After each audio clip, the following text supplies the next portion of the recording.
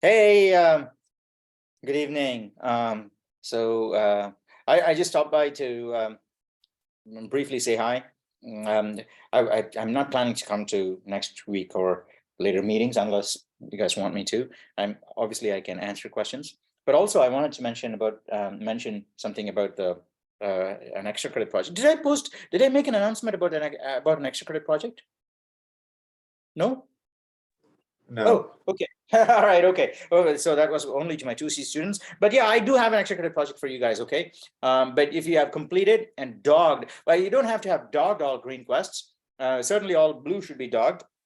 And if you've completed all 9 green quests, you're doing green right now. Okay, right, yeah, so 2B. You completed all 9 green quests and well on your way, maybe popped all of them, but well on your way to dogging them, meaning that, there's only a couple more quests there where you have to get all of the trophies and you're close there. Okay, so you should then we can do the extra credit project. Okay, hey, by the way, Ryan and Katrina, you should also switch on your cameras as soon as you're able to. Yeah, okay, great. Okay, so this project is Katrina, are you there? Shirley, you should Shirley, you should also, yeah, feel free to switch on your camera. Everybody here, I'll be gone very soon. Okay, so I'll be gone in five minutes or so, unless you guys have any questions for me. But otherwise, we will, you guys can talk after that amongst yourself, regarding quests. No, obviously no sharing of quest code and all, but certainly you can talk. Technical difficulties. Yeah, okay, all right. So you just have to say something from time to time or something like that. Okay, or raise your hand or something on the screen to make sure that you're here. Shirley, you too. Okay, you got to. How do you pronounce your name? Shirley? Shirley? It's Shirley. Yeah, that's correct. Shirley. Okay, Shirley. Yeah. So yeah, all right. Yeah, just you talk like now is fine too. But you should have to demonstrate that you're here. Okay, great. So extra credit, I think it'll be fine. It'll be fun. Those of you who did my 2A probably remember that we did coding, class coding, coding in class. Namrata, you did coding in class several times, yeah? So we would share the screen and you would code and I'll call out the code. So we'll just do it like that. I think it'll just be an extension of what we did in 2A, but we'll do some animation on screen, okay? Animation on screen. Vector graphic animations, okay, without using graphic libraries or anything. So we'll do that. It'll be fun, and I think we can generate that. And is that enough for an extra credit project? Yeah, I think that's enough. Okay, because you'll be done with quest number 6 for sure. Quest 6 is the one where you have to draw lines. Octopus. Yeah. Okay. Yeah. So you can use that. You can bring to bear the knowledge from your quests into this extra credit thing and create a nice little animation which you can package up and share on Stack Overflow or some of these professional forums. So I haven't seen something like that yet. Okay, it'd be fun. Is I post a text file saying, hey, you know what, just type the text file on the terminal, and just typing the text file will cause an animation to happen on screen. Okay, some 3-dimensional object rotating and things like that. So I think it'll be fun to do. Or at least in my mind, I haven't done it so far, but I'm just imagining that it should be fun. But I am pretty sure, okay, pretty sure, because based on some experiments we did in 2A in class, 2A with some animation of frames and all, I think this should be possible, just vector drawing, and we'll get to do that too. Okay, so all of that is possible. Okay. Great. Yeah. Hey, Dylan. So yeah, the link works. So that's fantastic. Yeah, awesome. Great. Good to see you. Yeah, all of you. Good to see all of you. Hey, Chris. Yeah. You had a question. Did you have a question? You sent me or maybe you made a post. I'll respond to the emails later, right? Emails or the post later today. I have some time. But other than that, I don't have anything to say. I think. Oh yeah. Well, I'm not seeing a great deal of activity on green yet. Okay, some of you are working on blue. That's okay. Those people who haven't done blue yet have to finish blue to get to green, and many of them are close. Okay, they're finishing. But the ones who are on starting to the green should also start. Okay, start as soon as possible. Green 1 is pretty much the same as blue 9. Green 2 slightly different. You won't have seen it in other sections, other instructors, right? I don't think it's a new one. 3 is a little hard. 4 is takes a lot of bookkeeping. You got to be really careful what you're doing. and make note of in your mind. You got to know exactly what's going on. 5 is you get a breather. I think that's midterm week also. Okay, so you get a breather for 5, 6, 7, 8. I think they're reasonably challenging. Okay, so you got to make sure you have time. So start doing these things. Okay, you got to start working on these things as soon as possible. Don't try not to put it off. Try not to put it off. Okay.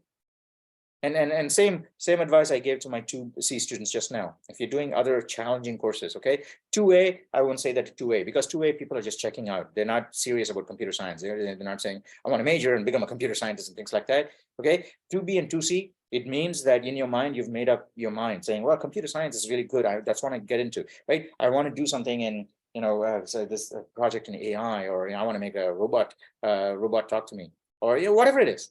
Some interesting thing to, if you decided that you want to do computer science, you got to be really, really focused on computer science. Don't do any hard courses other than, hey, again, right? Computer science, physics, math, because I say physics because you need some empirical knowledge too. Empirical sciences should be there. Chemistry is a little bit on the outfield, but physics certainly will help you in machine learning and things like that. Okay, physics, math, computer science, those should, and statistics. Okay, those should be your hard courses. Anything else, you should not take that's hard. Okay. English and all takes a lot of time. Don't make the mistake of joining advanced English, right? And because that's not a piece of cake. They'll give you a fat book and ask you to read it. And any language, okay? Don't take advanced languages. And that should be, after you've aced life and you're sitting back and you've got everything under your belt, okay, now you can look at advanced languages, okay?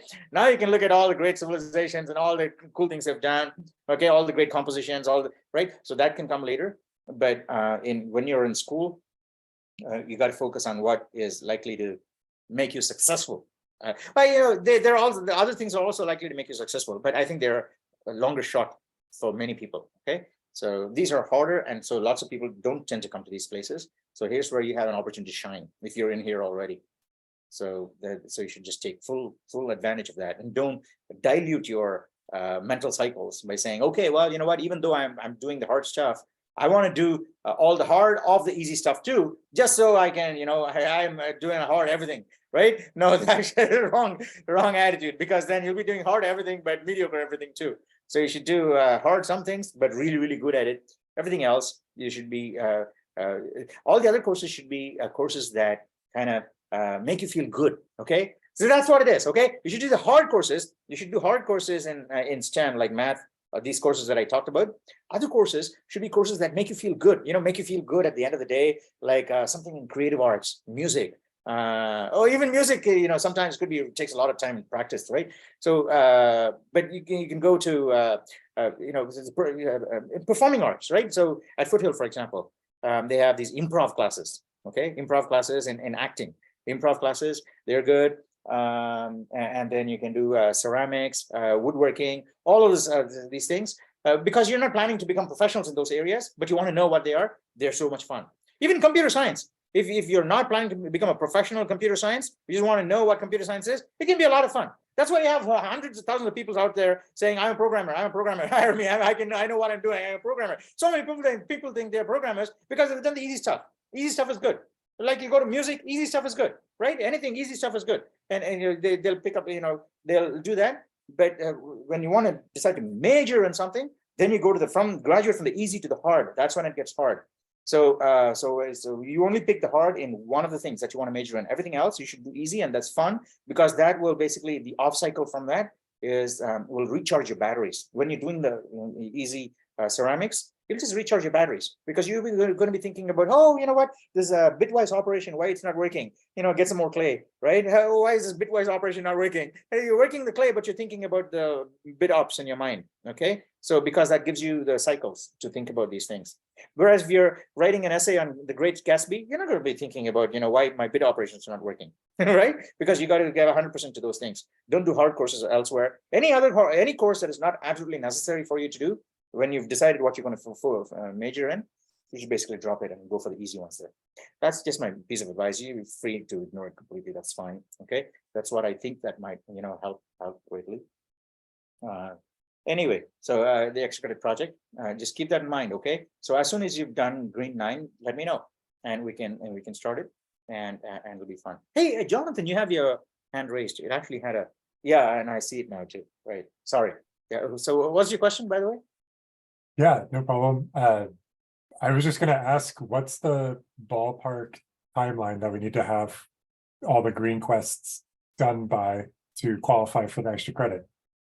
Yeah, well, any time before week 8, I think should do, because really it'll only take about a week. You know, I'll essentially what it'll boil down to is, if you look at the recorded videos from Namrata's class or some, last quarter or something like that. This is a student, they're typing, and I or other students are calling out the code and they're typing. In 2A, what usually happens is that so we're typing this thing and I say, well, this is what needs to get done there, put a to do there, and then we'll move on. Okay, and the students have to fill in the to do part. Okay, so in 2B we'll do exactly the same thing, but I'll put the to dos in slightly more challenging places. Yeah, and say, well, this function, you need to flesh out this function, but you and I will have everyone in the project will have a good idea of what that function is supposed to do.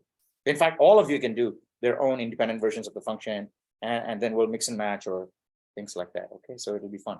It should be a good project too, right? Eventually, each one can pick a different shape to rotate on screen. So you can have a demo session at the end of the quarter saying, hey, these are all the people who work on the extra credit project, 5 minutes for each one's demo, right? And it'll be fun. So we can do that. In fact, I'm saying all this because even before running it through in my head to make sure it's going to work, but I don't see any reason why it shouldn't work. Okay, so I think it'll work. If it doesn't, it'll be a good learning experience for all of us, including me. All right. Anything else? I know there's a few people who are going to come to the meeting. Okay, so you guys should hang around and basically chat, because I think Julia has emailed me saying she will be late to the meeting. So there's a few more people I think will be joining later on. So just keep it open and have a conversation. So if you don't have any other questions for me, I'm happy to basically hand over to you guys and take off. Yeah. All right, great. Okay, so I can see all of you guys working really hard and making major headway. Okay, so then get started on the green as soon as possible too. Fantastic. I'm very happy. Okay, I can see this section is going to be a good, successful and a happy section. So great. Bye.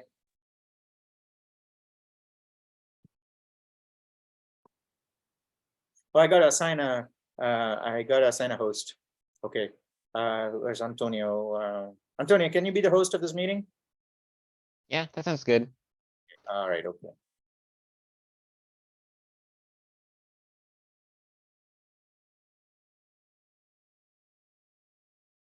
So this is my first time taking this class. I didn't take CS2A, so there are no lecture videos there are no lectures on the particular subject. You just go to the quest and then you have videos of the meetings, prior meetings, and you just watch those videos. Is that how this class works?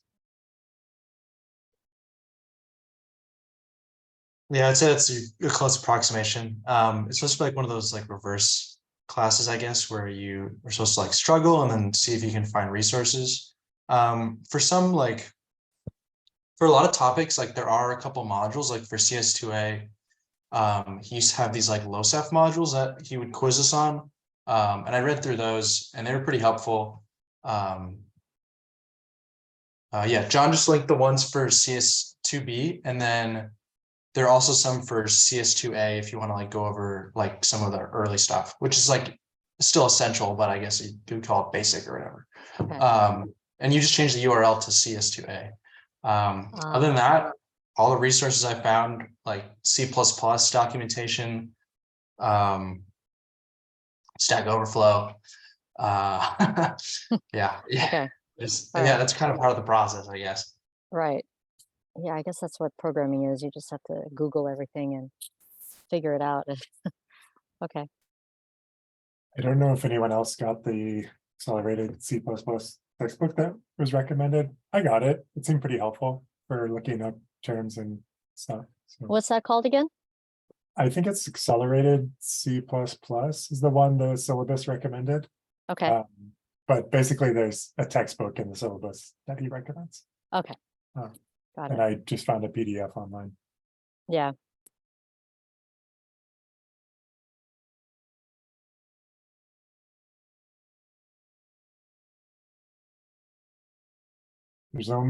there's almost too many resources that it can be confusing to find a good one. I don't know if anyone else experiences that. Just looking everywhere. Anywhere I could find.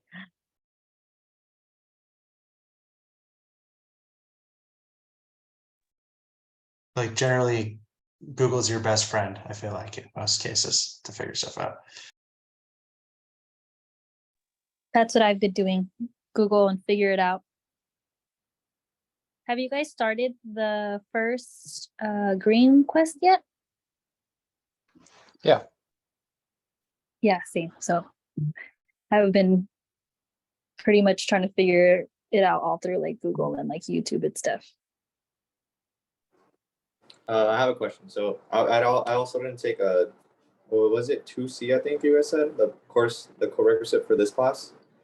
The first, I'm reading the syllabus right now too, and it says like the first, I think 5 are blue quests. I don't really like understand the whole quest thing still. So the first like few quests are blue, and then we move on to the green quests, right? Something like that. Yeah, the first 9 are blue. Oh, okay. Yeah, everything is a password in order to get to the next quest. Oh, okay. And they do lock, so you should get a, you know, get a head start on them, because eventually you won't be able to. I think you'll still be able to proceed, but if they lock, then you still have to do it to get to the next quest, but you will not get any credit for them. Okay. Yeah, I got Does it say? Sorry, go ahead. Oh, sorry. Does it say what quest you're on? Like quest 2, quest 1, quest 2, quest 3, or No, you'll just have to keep track. I don't think it says the actual number. okay. But yeah, so they do lock, but if they apparently, I guess if you get to the last quest, at least in CS2A, that was quest 9. It made it sound like there was only 8 quests this quarter. But if you finish the last quest for that circuit, you'll get credit for all of the previous quests completed. But like Dylan said, if you miss the deadline and you don't get to the last quest, you'll lose credit for whatever you didn't finish. Okay. Yeah, I clarified the scheduling. So the blue quests 1 through 9 are due. I think they lock. I don't know if they lock today, or I don't know. I don't think so. But all I know is quest 1 locks the following Monday, which is the 24th.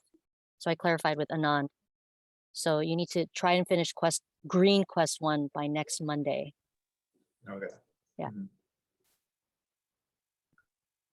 Sorry, I had to Sorry. ask blue quest 9. I'm stuck on blue quest 9.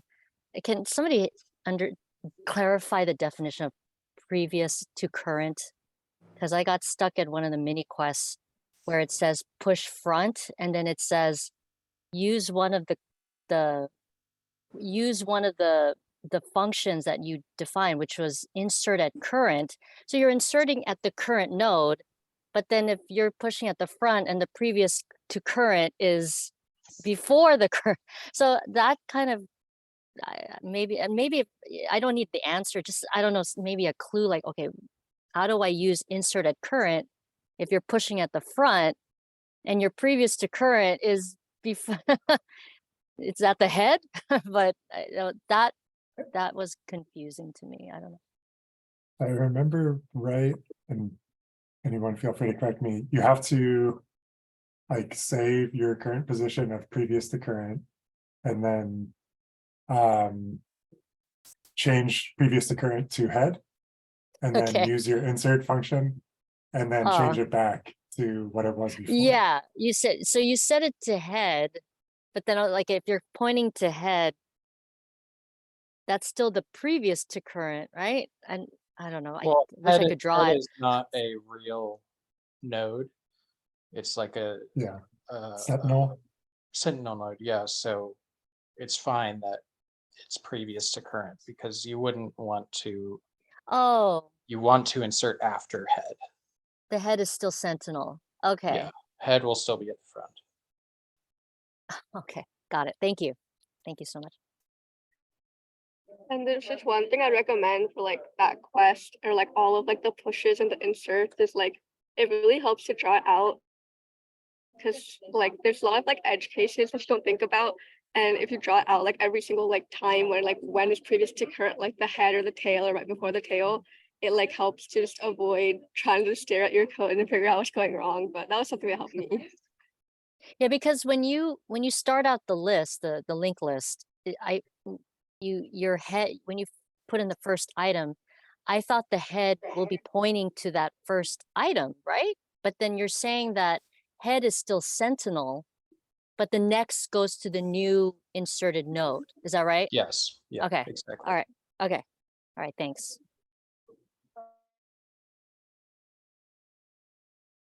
And there is actually, I had some trouble when I was submitting, as far as one of my insert functions wasn't doing what it was supposed to. It wasn't keeping track of something, but he has some output. He'll show that what yours is supposed to look like and what his looks like. And then what I ended up doing was just changing my print function. I can't remember what it was called, but whatever that prints the whole list, just changing that to look basically exactly like his or like it should look, and then doing it on my own computer. And you'll be able to see, oh, I'm not, updating tail properly, or I'm not, doing something like that. And that helped me right at the end to get those last couple points. That's good. For these linked list quests, is anyone using any tools to visualize what the list looked like, or are they printing out? I mean, we have to do the toString function, but I found a kind of complicated plugin that I've been using. I wasn't sure if there was any simpler way to like visualize the data structure of the data. But Pen and paper. yeah, pen and paper. Yeah. What does the plugin do? I can show you, but I think I can send a screenshot of this and not get in trouble. I won't send any code. I will show the output. You should be able to share your screen, I think. I think Antonio, you just might have to approve it as the host. I just sent a screenshot to the chat real quick. Okay. But when you're debugging, it sends, or sorry, when you're debugging, it generates this graphic. So you can see what addresses your pointers are pointing to and what's being stored in them. Which has been super helpful for me. It was kind of a pain to set up. I wasn't, if there was some online tool that did this, that'd be great. But yeah, not sure what other people have found. Pen and paper is really good. That's very cool looking. Is that in Visual Studio? Yeah, yeah, I'm using Visual Studio Code. And then there's a plugin, or sorry, an extension for data visualization. Or debug visualizer, that's what it's called. Where you can generate all kinds of different graphics like that. I posted about it in our classes Reddit probably before class started, because I was pretty stoked on it. But Yeah, that would have been pretty helpful when I was doing this. How does it determine like what visualization to create? Oh, you designed it yourself. Oh, that's very cool. Here, I'll drop the link to the Reddit thread. Not to promote myself right now. I'm not trying to do that. But, just trying to make some discussion out of it. Yeah. This is the tutorial and stuff I found. But you basically, I don't know also what compilers you guys are using or environments, but when you run the debugger in VSC, you can select objects or variables to look at their values. So you select your object. In this case, it's my playlist, and then it will update what it looks like as the code progresses.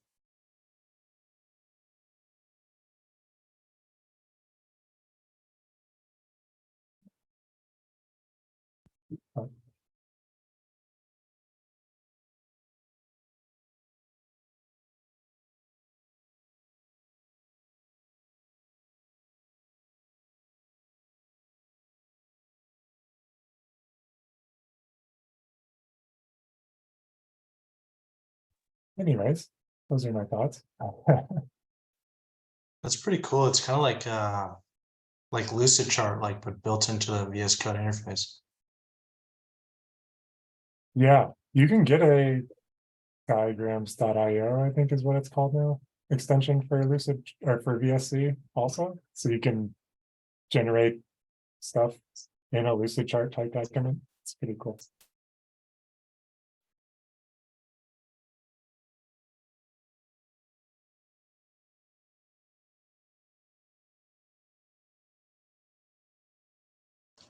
I would have really liked to have had something like that for the cache and the crows. I think the first or the second green quest. I was having so much trouble visualizing that.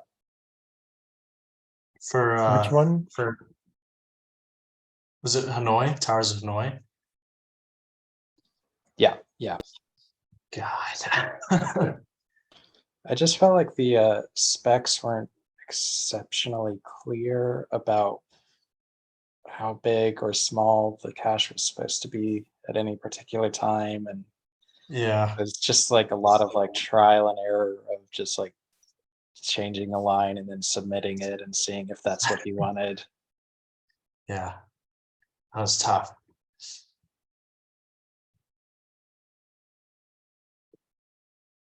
Is that the second one? I'm just finishing the first one still. Yeah, it's the Yeah, it second must one. be the second. Yeah.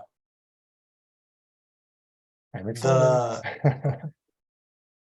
It's pretty interesting like to draw like you play the game kind of to like see if you can figure out how it goes, but if you know how to like look at like sort of inspect web pages, you can find out like what the algorithm is like for the actual game. But like Dylan was saying, like the hard part is managing like the cache system behind the game. So you kind of got to like step into like several layers of recursion. And that diagram that you showed, Sean, would be like super helpful for figuring out like the values of the cache as you're going through it. Definitely. Well, if you still need to like get some extra points, you could use it, I guess.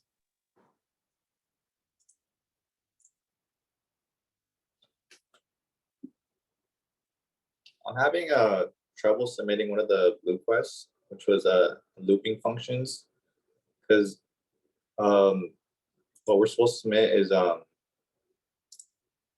give me a second.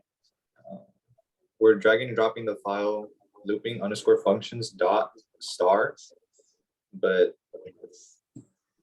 I don't know, for some reason like it's not letting me have star in the file name. That just means all of the like the CPP and the header files. Yeah, so he's using that as like an any size wildcard character. So it could be like 1 character, 3 characters. In this case, probably .h and then .cpp. So your header file and your C++ file. Oh, okay, so I'm dropping 2 files, right? Yeah. Cool. All right, thank you.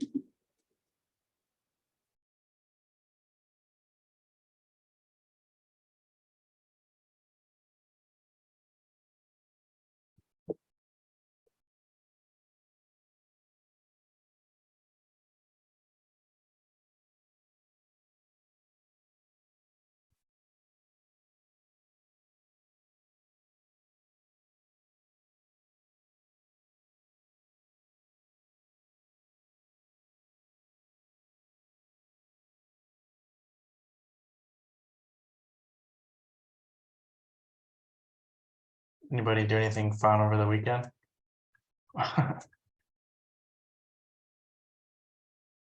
Not really. Yeah, not really. No. Finishing blue quests. That's fun in its own way, right? Yeah, actually it is. It's been a long time since I took C++, so it's just to get back into it and try to just try to familiarize again. So Yeah. it's good to finally get back to it. So but again, I only took a intro course like a year ago. So I think like the themes and sort of like the sometimes flowery language that the professor uses in the quest, I think it kind of makes it more entertaining. Like I like tracking like all the little pictures and stuff he puts in there. It just makes it more fun, I think, to tie it yeah, with the that's true. That's true. This is really new to me. So but it's fun. Yeah, I like the password element to it and stuff. So um but I thought like there was one, I wasn't even sure I was getting full credit for certain stuff, and then I was questioning on the Reddit something about not honoring the honor code. I was like, wait, did I mess up somewhere? But no, it's just a fun thing, I guess, that they yeah. added. Yeah. Yeah, the little messages at the end can be a little confusing, or I don't know. Yeah, I think I know the honor code one you're talking about. It's like, did I do something wrong? Yeah. Yeah, because at the end message it says, "Are you sure that's it?" And then I was like, Yeah. "Oh, did I complete the thing?" So I mean, you get the password, and I mean, I'll move on. I don't want to, but Right. it's like, what are you referring to? I think that's the only thing that I don't like is if there is something that I can improve, is there a way to figure it out? Or, but no, you're just getting these flowery messages, and okay, so is there anything in my code that I could get better, or did I mess up somewhere? I mean, yeah. So, I mean, I've taken classes where you can submit code but you actually see it debugging for you, and you could actually see it. You can put print messages like, where did I mess up? Where did um, which was very helpful. But this one, you're just given flowery messages, and oh, okay, what happened? So, did I do something wrong, or so? So yeah. I would say like if you're trying to figure out like how to get more points, a good way is to like track to see like it's usually puts like the function name, and so to see like how many of the functions you wrote passed the test, and if you don't see one there, there's a good chance you missed one. Oh. But yeah. So it doesn't give you like if it's a 4 something, it's not 4 out of 5. I mean, or I don't, but it just gives you a number, and it's like, oh, is that the full credit? So I don't. One of the Usually early if he blue gives you a whole quests, number, yeah. Huh? one What of was the that? early blue quests I did, it did say, you know, like 3.4 something out of 4. Yeah, I saw that. And So I think if it will tell you if you got partial credit on something. either way, as long as I get the password, I want to get to Green Quest already, so so I can participate in the discussion. So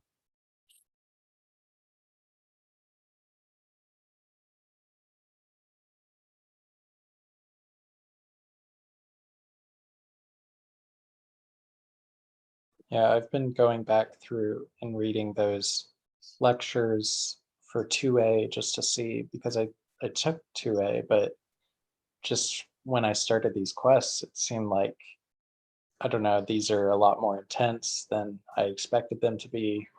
And I've been noticing some things in those lectures that my 2A did not go over. So that's what I was doing this weekend.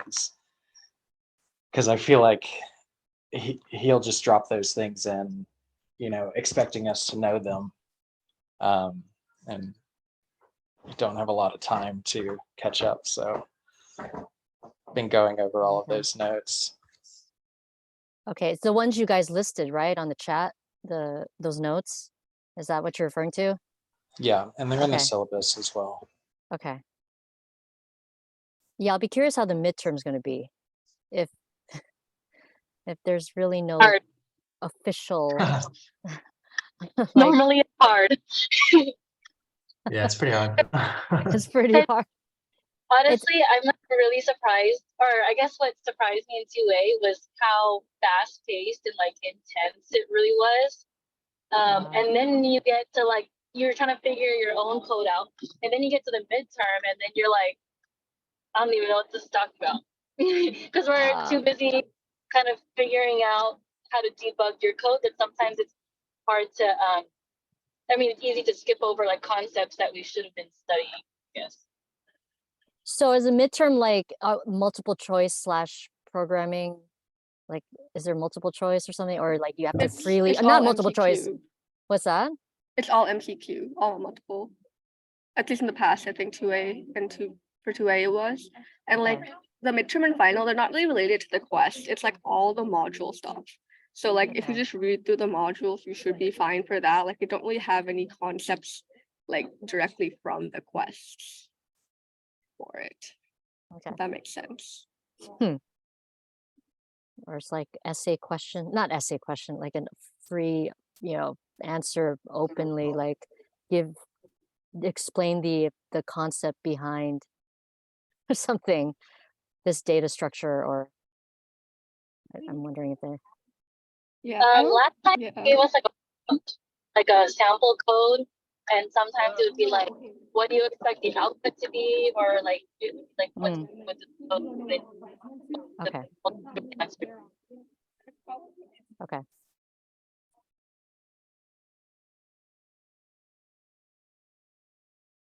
But it's not just single choice. Sometimes there's like several correct answers. Yeah, that's right. You gotta just, yeah. Okay. Well, thanks everyone. I gotta pick up my son. So, but thanks everyone. I'll see you next Monday. So. See you next Monday. Thanks. Thanks. Yeah.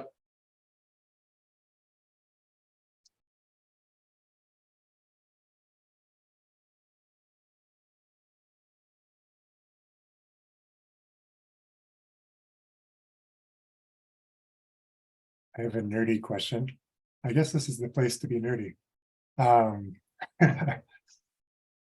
For quest, our last blue quest, you're doing the linked list, and the list or the nodes are structs, right? And for the first green quest, the node is a class within a class. And then there's also later, I was looking ahead in the notes, like inherited classes, which is like kind of similar, like parent-child classes, different.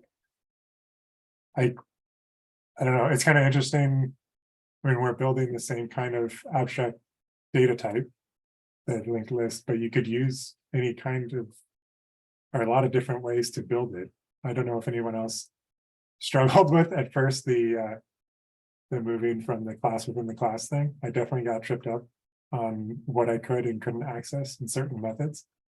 Yeah, anybody have like thoughts on that? Or like how would they prefer building a linked list? The struct was easier, and my professional experience I've used structs more. But I'd say like when it comes to debugging, like having private variables or classes is kind of a pain in the ass, but I could see like by the end why they should exist. totally.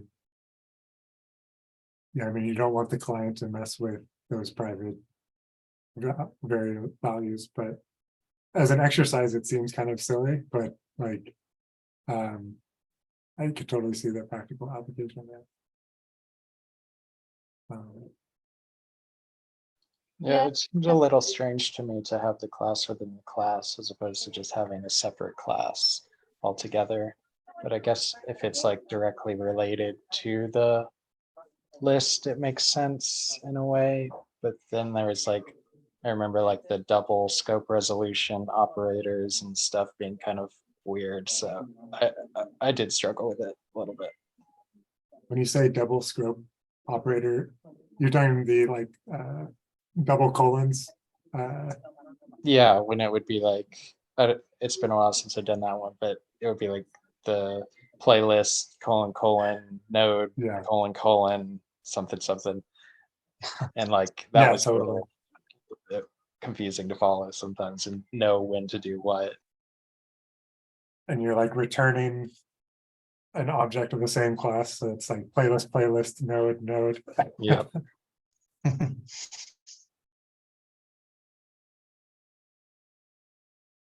Well, I at least have some comfort knowing I wasn't the only one.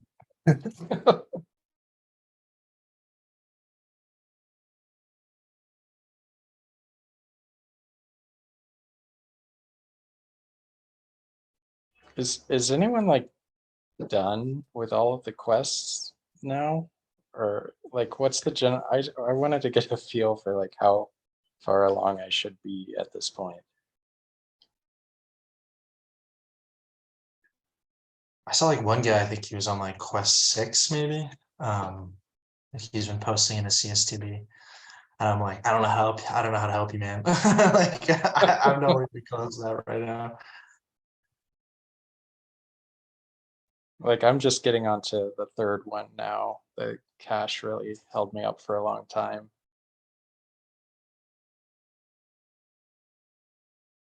I like for the cache, like I just didn't like put it together that like you could build it recursively just as like you could build it iteratively. And like I was like duplicating like so much work like in trying to build it iteratively and then like delete it and then build it more. But yeah, that definitely made a difference when I did that. How are the first few quests? Like 1 and 2. How are they? Yeah, how were they? They were tough. I would say quest 1 is an extension of quest 9 from Blue. It makes it a little more confusing because like put another layer on top of it. I started like a week or two before and I did this really stupid thing where I just decided like not to initialize the size, like in the playlist constructor. I just didn't initialize the size and I couldn't figure out when it was printing, it would print in like the millions. And I was like, why is it going through like millions of times? And I would put print statements and they'd only go through once if I like said, I don't know, insert at cursor. And I was like, well, so obviously it's not, but it says that it is. And I figured out that if you don't assign a value to like a data type, like let's say an integer, it just like picks a random one. It'll just be like, okay, what about 120,356,000 or something like that. So the word to the wise there is to always initialize your data types or do a little bracketing thing. I think I spoke with one of you about this. Like if you bracket next to like your declaration, it automatically assigns like the default type. I think for integers it's 0. And then they had said like if you do it with like a function, it'll automatically call the constructor for that object versus it just being like a blank class instance.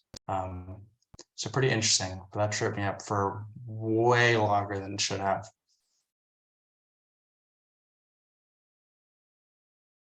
Like if you put a bracket, So to answer your question, sorry, go ahead, John. oh, sorry. So if you, when you're declaring size, you put a bracket after it and it will automatically do a default value for that data type, so 0. Yeah, so for integers it's 0, for floats it's 0.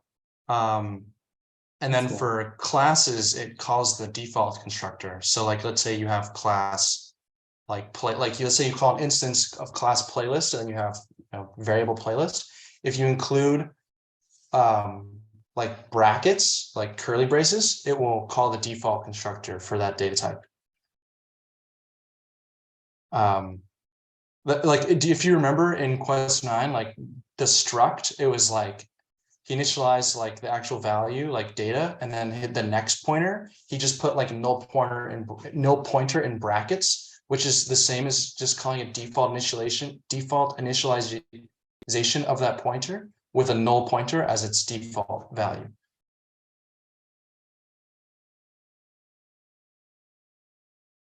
So a little interesting fact right there.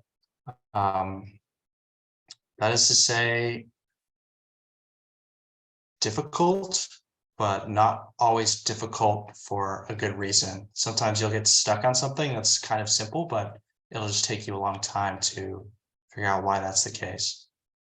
So I would say the best advice I could give as you go through this is just to sometimes take a step back and really sort of like get yourself in a different headspace, because you'll get stuck in a single line of thinking and you won't really evaluate other possibilities. So certainly give yourself a lot of time for these quests, because you just need the time to cool off and then approach it again with a different perspective.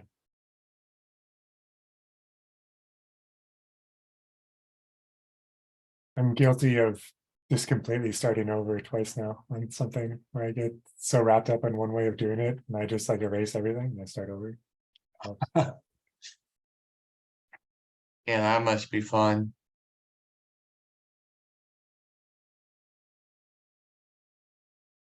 It seems like I somewhat do that less often now, but sometimes, yeah,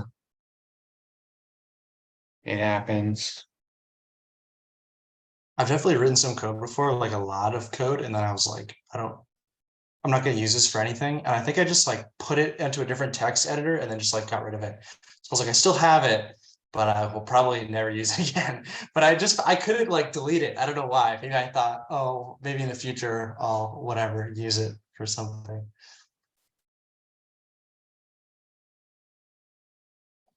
And it was never used again. No, not yet. I think it was like some function primers for like the Selenium web scraper. And I was like, I don't want to use Selenium. And so I just got rid of it all. But I was like, well, I guess if I want to build something that does use Selenium, I have all these like little access functions.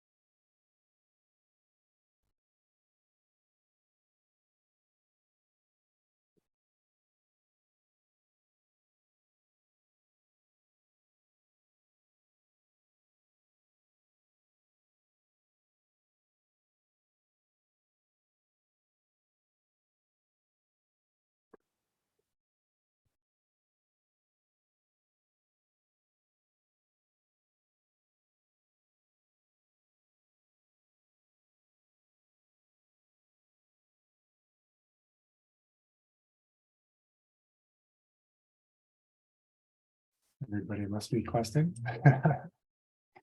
I'm just gonna eat dinner.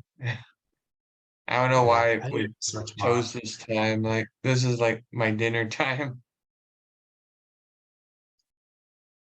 Is it like 7 o'clock where you are, Robert? It's 6:50.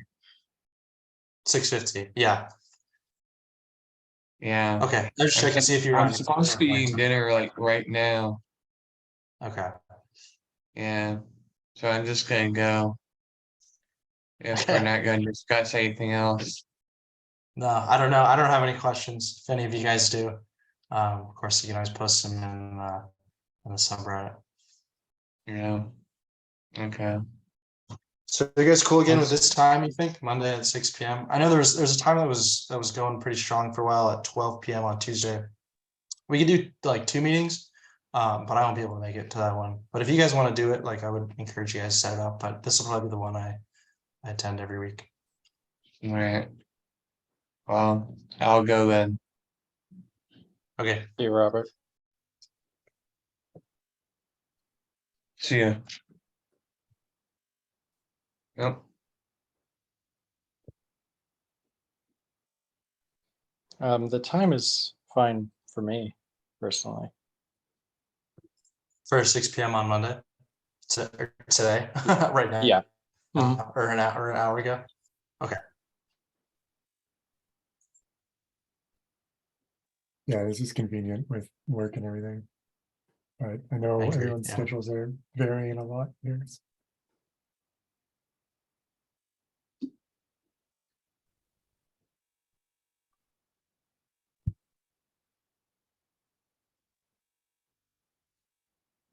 So is this part of the grade, or is this just for our own help, like to help one another? Or I know he puts the videos up, but I didn't know if this was part of like the participation that he talks about in the syllabus. I think it's this. Like he says, he like reviews the recordings. He probably looks for like instances where like you've helped someone or like asked a good question or something. But it's really this participation and then in the subreddit, like answering questions or like sort of having good discussions. Like when I took CS2A last semester, like the meeting times were during work, and so I didn't attend any of the classes, but I got full participation through just like answering a ton of questions in the subreddit and discussing. Okay, so you can do either ors depending on your. Yeah, yeah.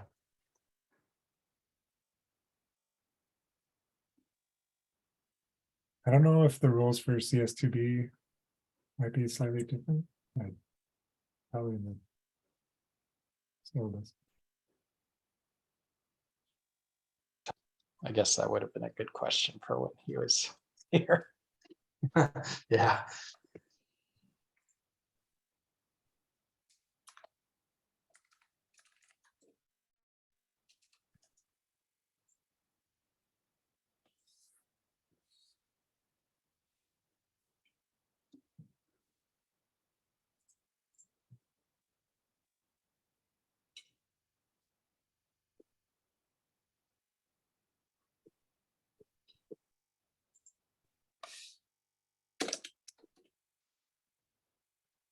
Well, we kind of hang out and do our own thing, or we can call it, or whatever you guys want to do, I guess.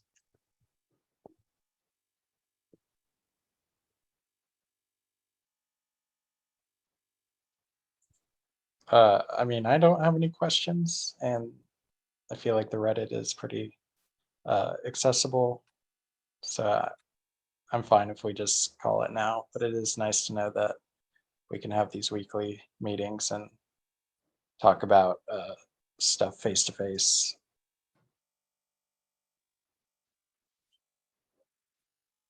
We can also make them fun. I mean, coding is fun, but we can talk about something else too. I don't know. Think of a topic next time. We can all go around or something.